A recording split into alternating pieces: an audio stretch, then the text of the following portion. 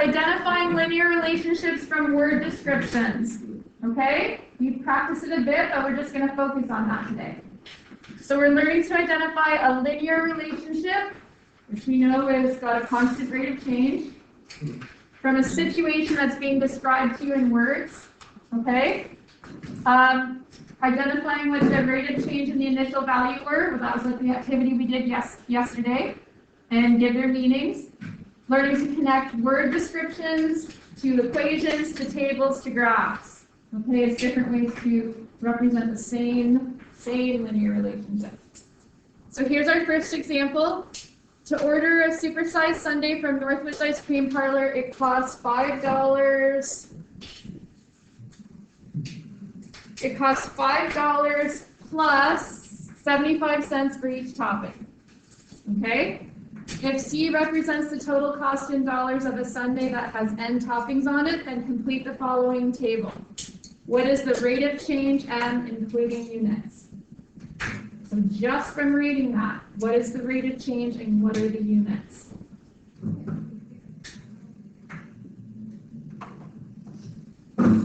Everybody should be able to do this. Who knows what the rate of change is? Yep. 75 cents.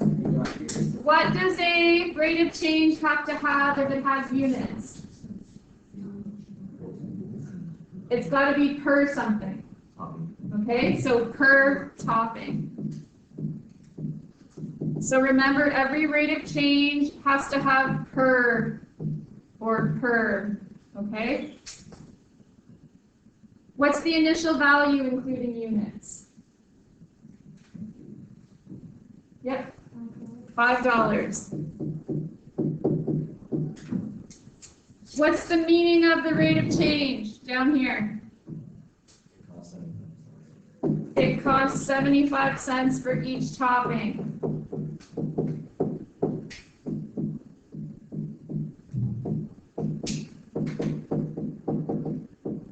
What's the meaning of the initial value?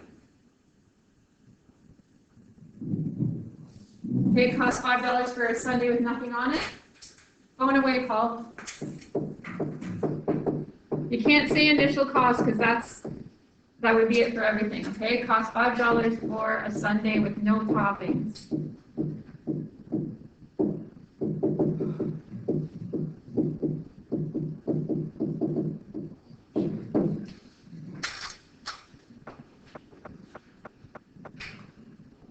Okay, what's an equation that relates the total cost C to the number of toppings n? Remember, we always follow y equals mx plus b and then change things up to suit the question. So how do I know whether C or n is replacing y?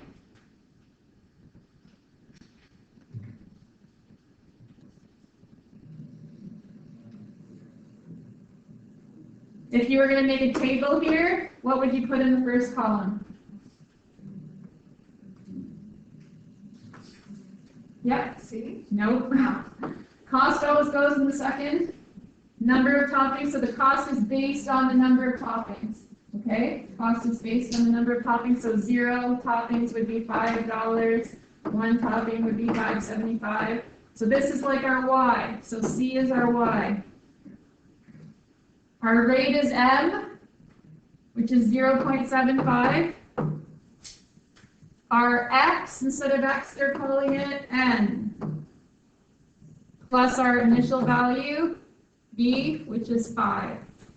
So that would be your equation, C equals 0.75 N plus 5. So the cost is 75 cents times the number of toppings plus the $5 for the plain sundae. Okay, that's how you get your cost. So determine the cost of a sundae that has 5 toppings. How can I do that? Yep. C equals 75 cents times 5. Yep. So I use my equation, replace n with 5, because n is the number of toppings. And then that's going to be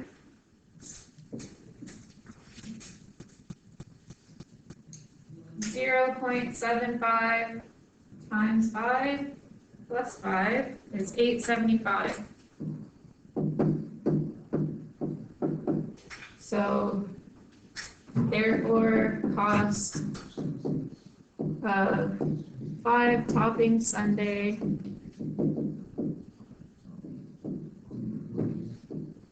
is $875.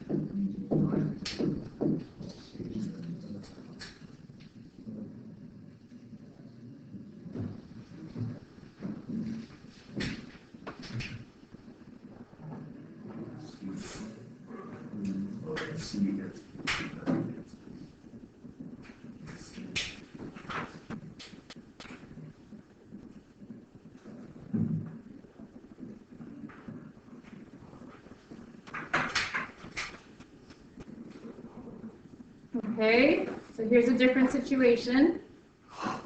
Cameron has $7,500 in her savings account. She spends $600 per month to rent a room for college. If A represents the amount of money in Cameron's saving account and N represents the number of months, complete the following table. What is the rate of change including units? What is the rate of change including units? Yep. -$600 per month. -$600 per month. Perfect. Why is it negative, Molly? Because it's going down, she's taking it. She's spending it. Great. Okay. What's the initial value and its units? Can you put your head down, please? Initial value? Yeah, Paul? If you tell me what the initial value is, including the units. Okay. Oh, is it 7,500? Yep. Yep. Okay. What is the meaning of the rate of change? What does the rate of change mean? We talked about it. We just didn't write it down. She spends, yep, $600 a month. And what's the meaning of the initial value, $7,500?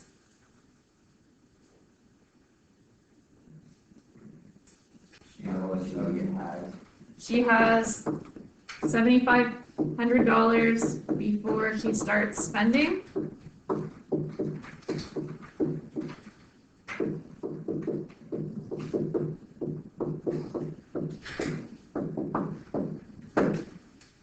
All right, now we have to make an equation that relates the total amount in the account, so money always goes on the right, to the number of months n. And then we're going to convert y equals mx plus b using our m and our b. Okay?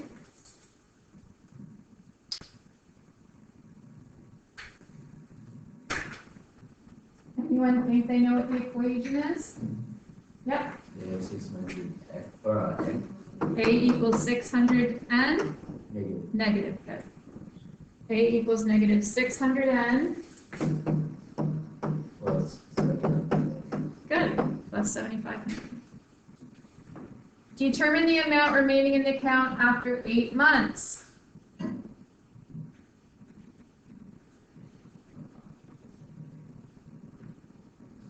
So how would I go about doing that? Yep. So you do 600 times 8 Negative 600 times 8. Good. and then, yeah, subtract that. Perfect.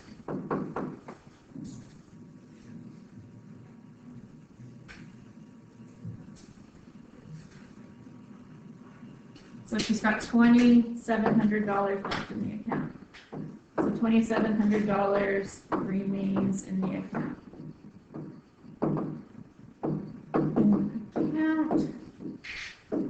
After 8 months.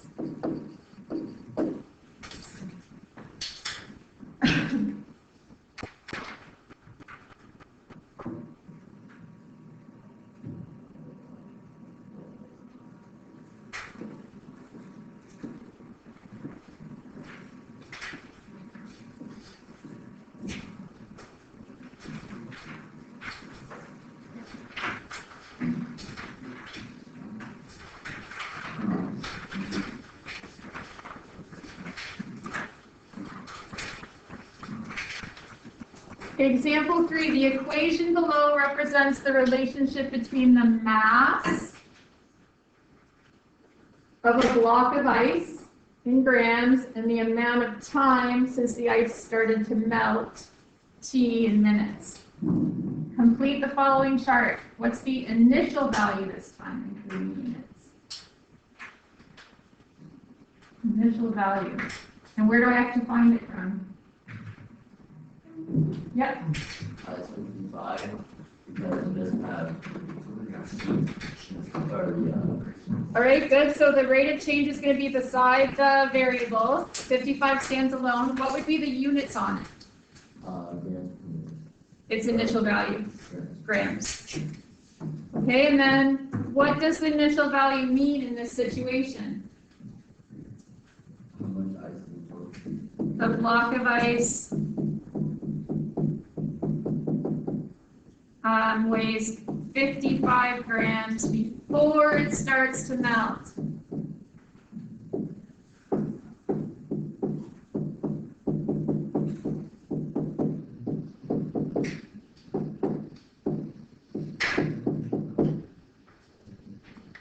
Good.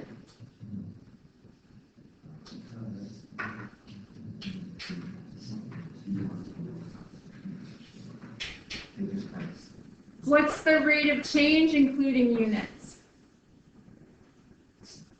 Yep, 5 minutes. 5. Okay, so it's got to be something for something. Yep, -5. And then what would the units be? Grams per minute. So it's melting 5 grams each minute. Okay, and that will be what our meaning is. So it melts by 5 grams each minute.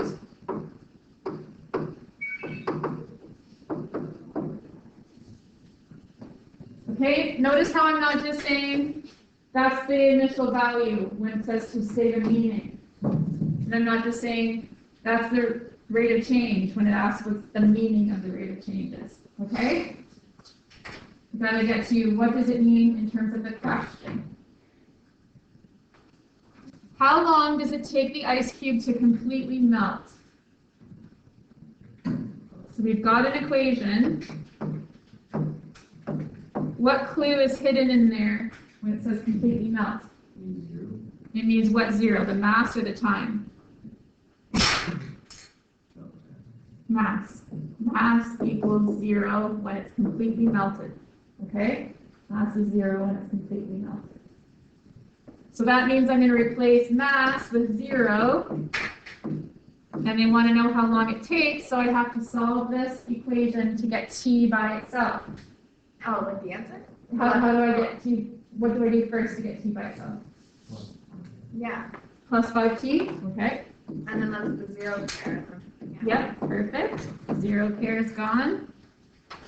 5T equals 55. And then divide them both by 5 and you'll get 11. Oh, yeah, awesome. T equals 11 minutes. So it takes 11 minutes for it to completely melt.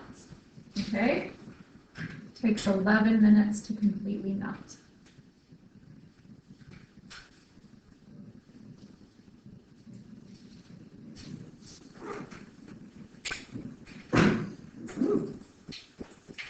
What would if I was just drawing a general graph here, what would the graph look like? What would be on the vertical axis? M or T?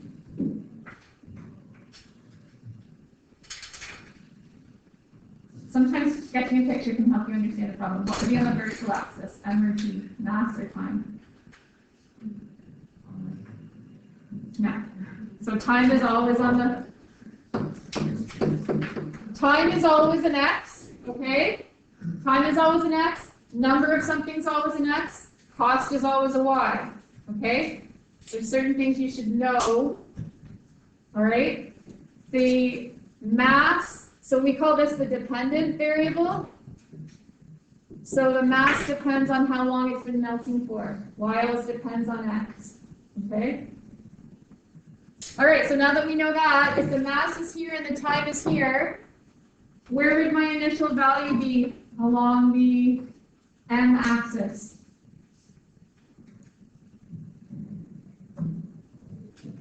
Where would the initial value be along the M axis? At 55? Does that make sense? So this is 55 up here. Everybody good? And then it's melting, so it's decreasing. When it gets down to 0, Alex figured out it would be 11 minutes, right? So there's a quick sketch of what's happening there, right? You start off with an ice cube that weighs 55 grams. It melts over time until it's 0 when it's fully melted. All right. All right, I'll let you guys. Okay, we read this question. Who can tell me what the rate of change is and what the initial value is? Do you have one or the other? Initial value or rate of change? Anyone? But Braden, which one do you have? I think it's 20,000 is the M. 20,000 is the M. So, $20,000 per Oh, never mind. It's the B. the B. So that's how much money the business owner donates, right? $20,000. So if it's the B, which ones of these can I eliminate right now? C and D, because the B here is 1,500. A is still in it because it's got a B of 20,000. A. C. A's got a B of, yep, C doesn't have that, it has a B of 0. Okay, so what's our M now? Charlie? It doesn't start off with 20, or it's like backwards and it's a plus. So it's take away, it's taking away 50,000 each year, so it has to be B. Very good. Okay, this one's adding 1,500 each year, but we're taking it away. Perfect. All right. All right, now I think I've got 5 and 6 in a different order here, so we're going to go and do year 5, which is my 6 here first. So identical vials of medication are placed in an isolated box. The relationship between mass, which is the total mass of the box and its contents, and the number of vials in the box is represented by that formula. How many vials are in the box if its mass is 11,800 grams? Alexa and then you. Okay. All right. So we got given a formula, that's nice.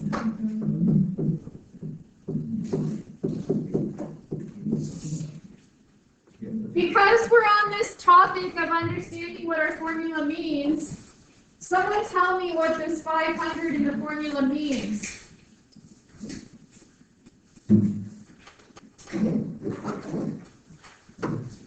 So the rate of change is 500, but what would be the units on it? What does it mean for this question?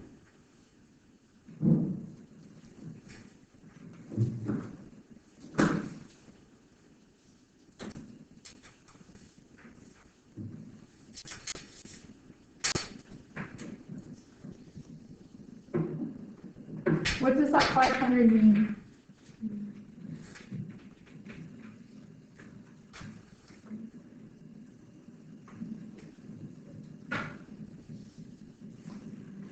Okay, let's do a little graph.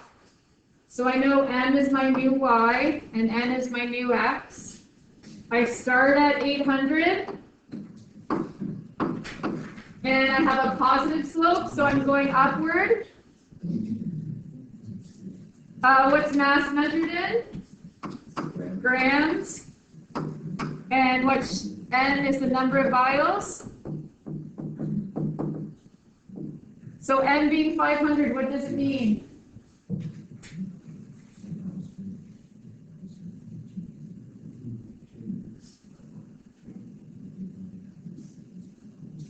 Charlie, do you want to take a guess what that 500 means? Let me look at the question first. Between place or total mass of the box. N or M? We've got N, it's 500, right? But what does it mean? No? How many walls in the box if it has a massive, or 11,000 grams? That's the question's asking. What does the 500 mean? Vials. What about the vials? Okay, we're getting closer. What about the vials? It's the number of vials. No, How many? no. How many? N is how many? N is how many?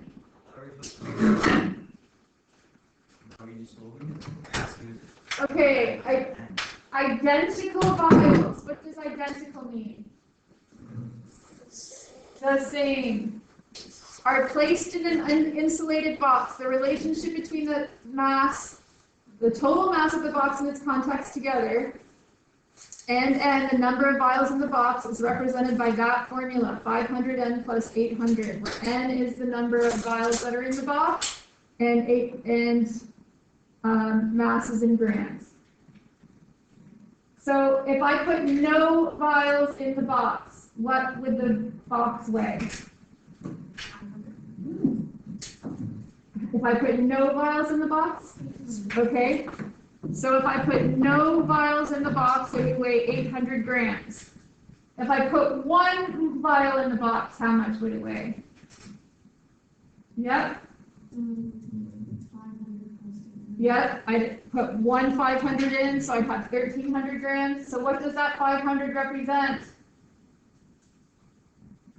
Grams. The mass of each vial, good. So grams per vial. 500 grams for each vial, okay? All right. So how many vials are in the box if it has a mass of 11,800? A lot. How do we find it out?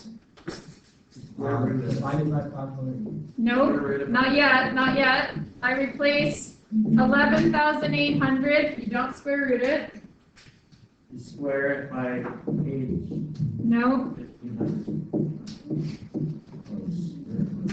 Okay, so I replace amount with 11,800, and I want to solve for n, the number of vials. So what would I do to both sides first? You sure would. Subtract 800. There's my zero pair. Gone. So I've got 11,000 equals 500n. Now I would Divide it. divide it. Yep. Which gives you how many vials? 1. Right? 1. No? 2. You just not answer or do it on your calculator. Yep. 22. Okay, so therefore 22 vials are in the box.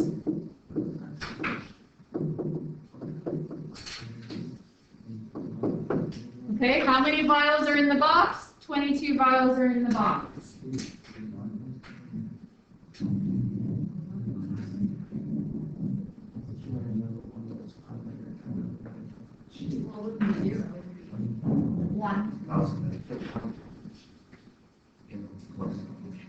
Okay, our last question.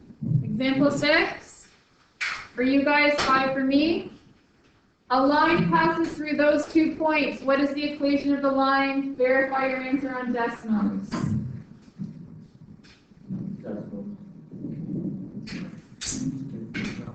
So I just want the equation of a line between 2 given points. Who thinks they know what I would do first?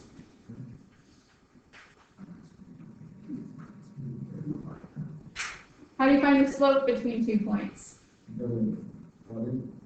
Put them in a, if you don't draw, if you don't have a graph, put them in a chart, okay? So x, y. So our first point, -4, -5. Our second one, 6 is bigger than -4, so it's going to go below in the chart, and 15. So now you should be able to figure out the rise and the run. Now you should be able to figure out the rise and run.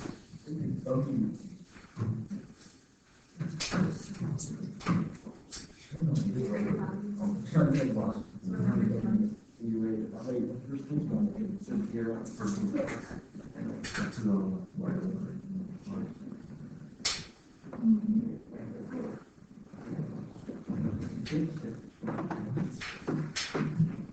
at.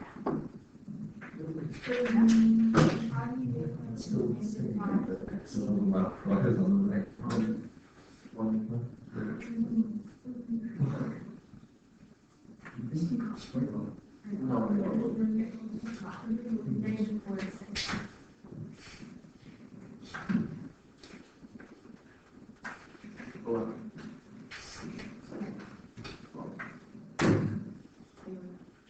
Okay, who's got the rise for me? I do. What is it? 1. Plus 20? Who's got the run? Plus 10. So that means I can get the slope number, right? Rise over run.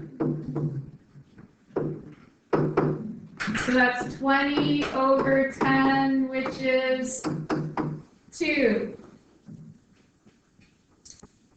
In order to get the equation, I need the initial value as well. So far I just found the m. The slope is 2. How do I use the slope to find the initial value? There's a couple ways to do it.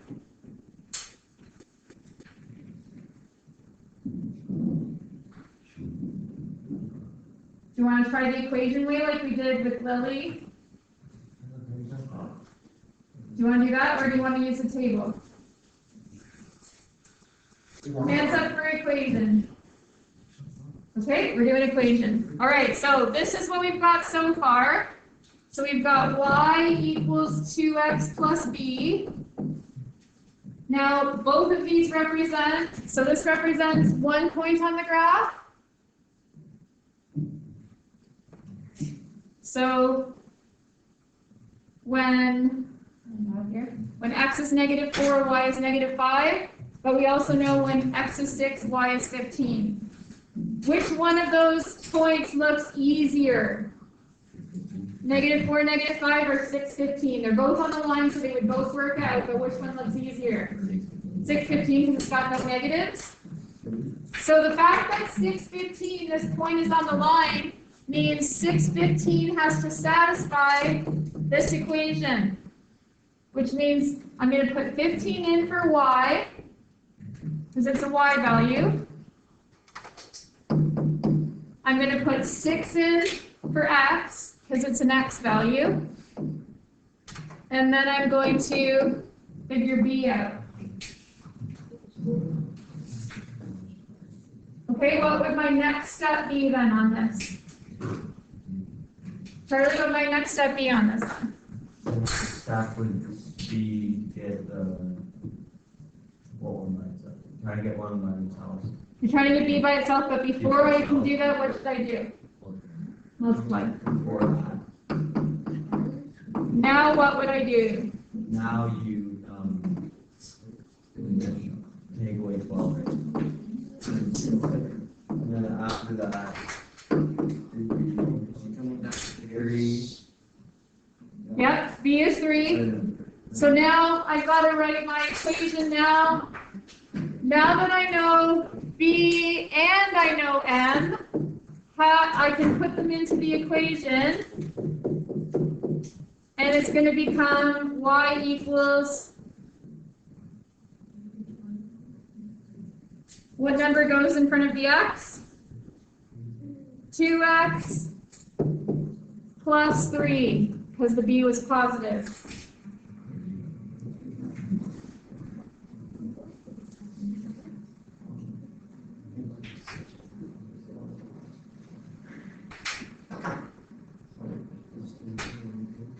You can also have, to get the b, you can also expanded your table